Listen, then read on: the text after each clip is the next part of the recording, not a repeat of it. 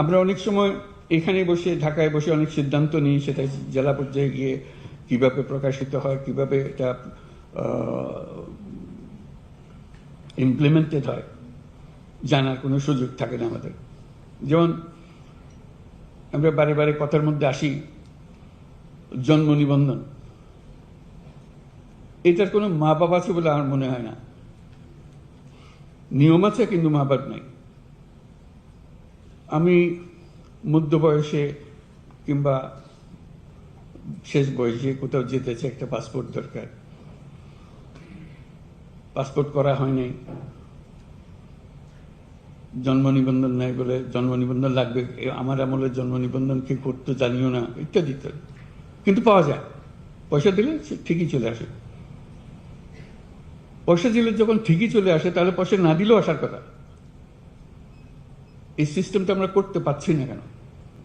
এটা তো একজন নাগরিকের অবশ্য প্রাপ্য, আমার জন্ম সনদ। সরকার ব্যবস্থা করতে পারে নাই বলে অজুহাত দিয়ে তো চলবে না, নিশ্চয়ই ব্যবস্থা আছে, কিছু একটা করতে হবে। ওই যে বললাম, যে টাকা দিলে করে দিতে পারে, সেটা সরকার কেন পারবে না?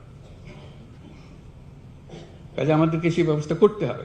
জন্ম সনদ তার প্রাপ্য যে কোনো সময় যে বয়সে চায় তাকে দেবার ব্যবস্থা করতে হবে। কি করতে হবে? ওই যে বললাম, সৃজনশীল হতে হবে, এটা থেকে আমরা নিয়ম বের করতে হবে, কারণ ওইটার উপরেই সমস্ত কিছু নির্ভর। সেই জন্মসূত্রে আমি বাংলাদেশি, এটার একটা প্রমাণ, দালিলিক প্রমাণ। এই দলিল দিয়ে আমি ভবিষ্যতে যা কিছু করি। ওইটা না হলে এনআইডি পাওয়া যাচ্ছে না, এনআইডি না হলে পাসপোর্ট পাওয়া যাচ্ছে না, সব আটকে গেল সব কিছু। আমরা বলছি যে এটা সবার একই সঙ্গে তার সমস্ত কিছু হতে হবে।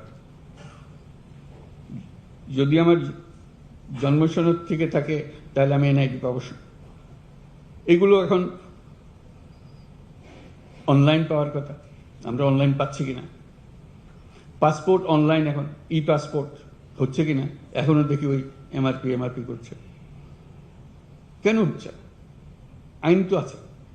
আমি বলছি রাতারাতি সব হয়ে গেছে, এটাও আমি আশা করি না। শুরু তো করতে হবে, সে কথার কাজটা কর যে আমার এখানে আমার জেলাতে এমআরপি আর হবে না, এখানে সব ই পাসপোর্টে নিয়ে যাবো আমি। যেহেতু আমাদের এই টিমের কাজ, যে টিম এখানে আমরা বসে আছি, এখানে আইন বানানো হয়, এটা আইন খাটানো হয়, নিয়ম মানা হয়। এগুলোতে আমরা কিভাবে যাব? একটার থেকে একটা আমরা উত্তরণ কিভাবে করব? বলছে যে এখন জমি রেজিস্টার করতে পারছে না, অমুক করতে পারছে না, কর দিতে পারছে না, সব এখানে আমরা সব শুনছি যে সব অনলাইনের ব্যবস্থা হয়ে গেছে। হয়ে যদি যায়, সেটা বাস্তবায়ন হচ্ছে না কেন? কৃষি আটকে গেলাম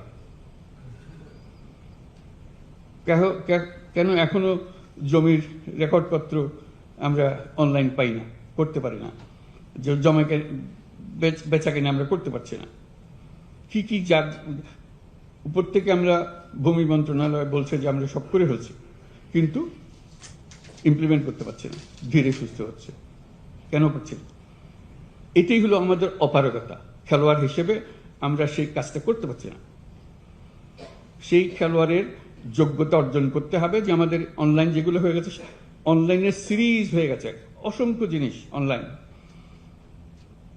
এটা কিন্তু এখানে বিল্ডিংয়ের বলতে বসা হওয়া, দেশে হয় না। দেশে না হলে এটা করে লাভটা কি আমার? এই জিনিস করে হলা যে আমরা এটা দেশে অনলাইন, মানে এখন অনলাইন, আর কিছু থাকবে না। সেটা বলে যে আজকে রাতারাতি করতে পারবো না, রাতারাতি হবে না তো, সেটা আমি বলি না, কিন্তু একজন ফার্স্ট হবে, সেটার কথা বলছি। এই অনলাইনের জন্য এক জেলা ফার্স্ট হবে বলে আমি সবটা করে ফেলেছি, অথবা আমি ই পাসপোর্ট করে ফেলেছি, এটা 100% আমার জ্ঞান। আমি জমির যত কাজ আছে সব অনলাইন করে ফেলেছি, ফার্স্ট হয়েছি আমি। এটা তো হতে পারে, আমি সেকেন্ড হতে পারি, থার্ড হতে পারি, আমি লাস্ট হতে পারি।